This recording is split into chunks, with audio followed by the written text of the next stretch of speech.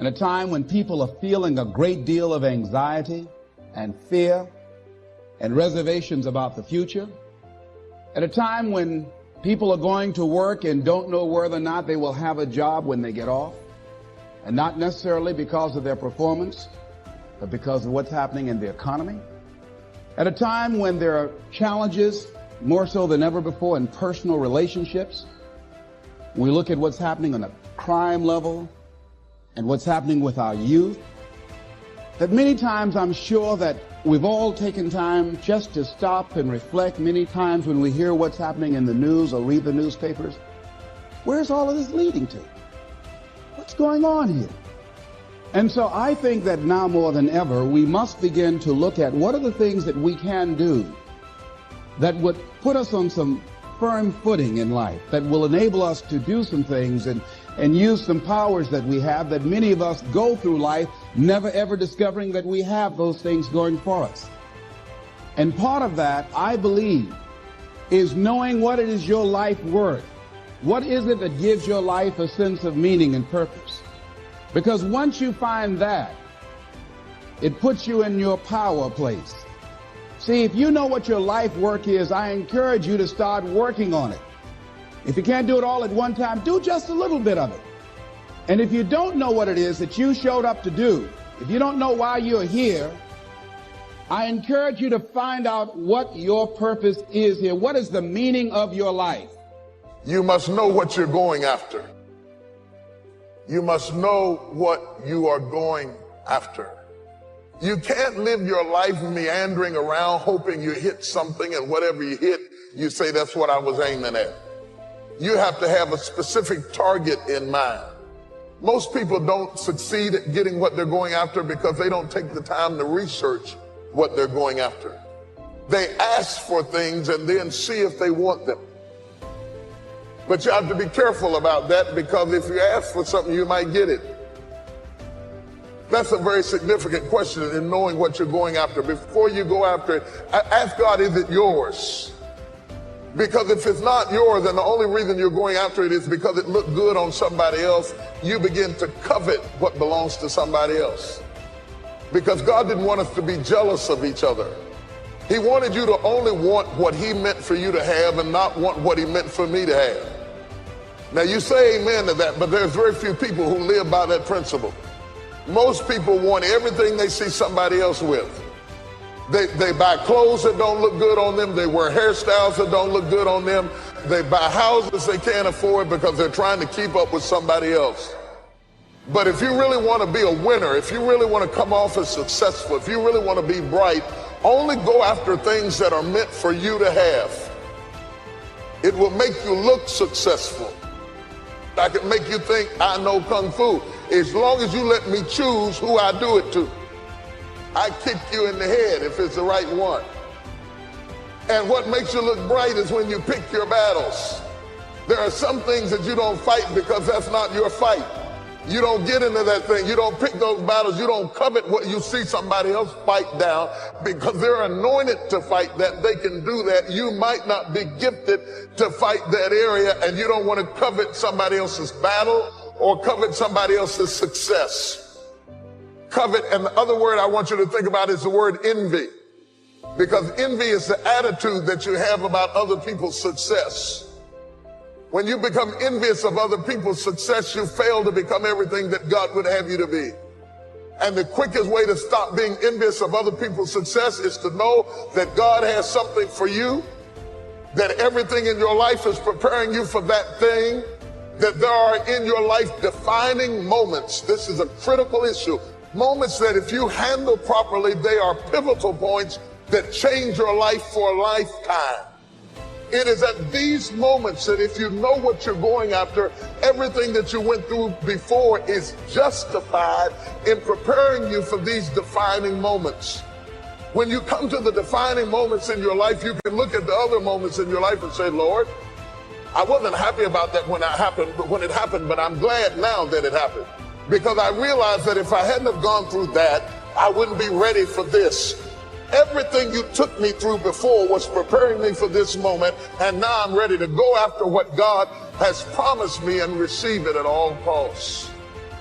Know what you're going after. Be clear about your direction. Don't wake up in the morning and see if something's going to happen. Wake up in the morning to make something happen. Get up out of the bed with an agenda.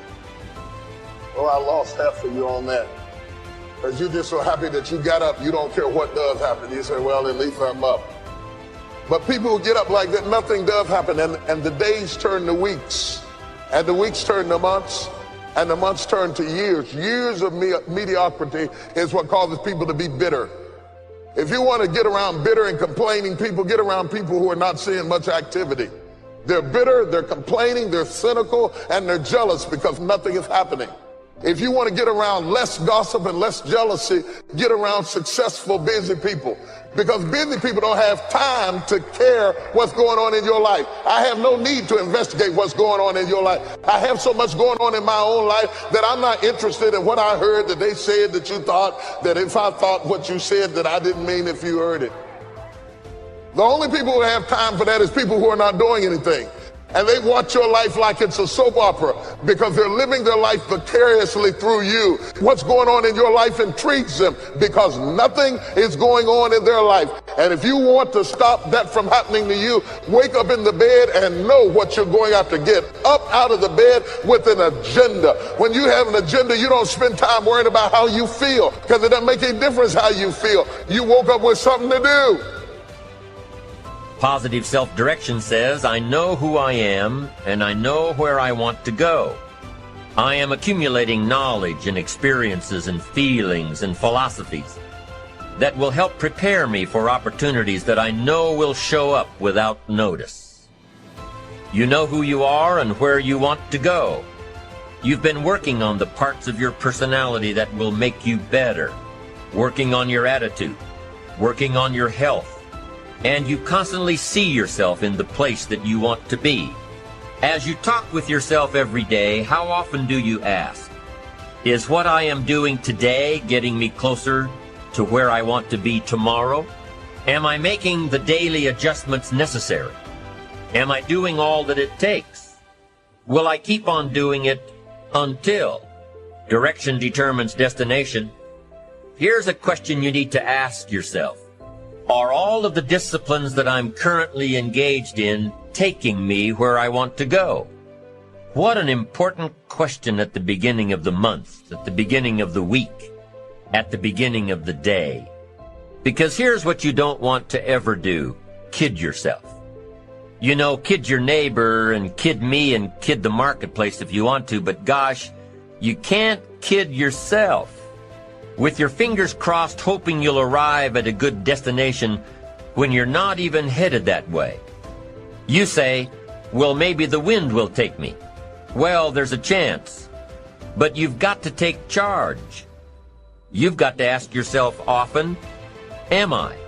Am I doing the disciplines that are taking me in the direction?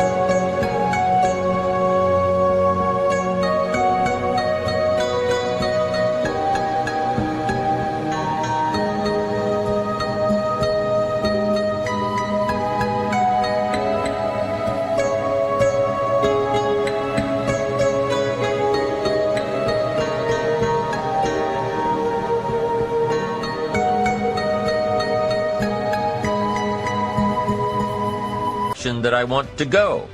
I don't want to be faked out here and think I'm on the way to financial success when there's not a prayer, not a hope. I don't want to be faked out hoping that there's someone else who's going to take care of it, take care of me. They're not going to take care of it. They're not going to take care of me. What if all of your negative relatives turn positive? What'll that do for your fortune and your future? Not much. If prices come down a little, what'll that do for your fortune and your future, and your sophistication and your culture? What'll that do? Not much. If the economy gets a little better, what'll that do? Answer, not much. If you don't make plans of your own, you'll fit into someone else's plans. And guess what they have planned for you? You're right, not much. Most people wake up every morning counting on this not much list. And that's why what they have is not much. Not much hope, not much promise, not much progress. Forget the thief waiting in the alley to snatch your purse. What about the thief in your mind? Lazy, not stimulated by thoughts and questions. Don't become a victim of yourself. Ask yourself these questions. Is this the direction I want for my life? Is it someone else's direction? Is it a goal that I have been ingrained with since my childhood? Is it my parents' or my spouse's or my boss's or my children's? Is it mine? Ask yourself these questions. Debate them if you will. But most importantly, get into the debate of your inner mind. What am I doing that works? What am I doing that doesn't work? Debate it all. Work with your mind to figure out the best possible direction for you. Your self-direction. Your self-direction. All right, the question is then, how do we find our purpose? There are two questions we have to ask ourselves. Find our purpose in life, and question number one is, what am I passionate about? Passion often is linked with purpose. What I love to do is often what I should do. Once you have passion, you have energy.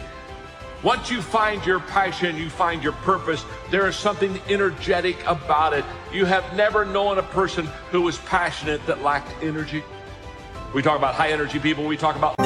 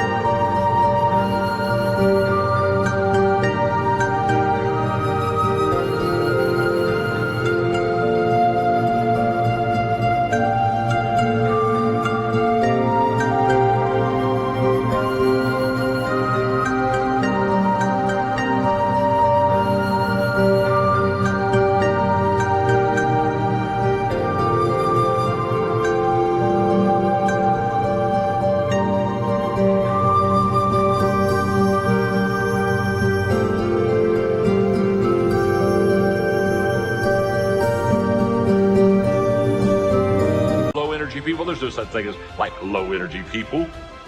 If you have high energy, you have passion. If you have low energy, you don't have any passion.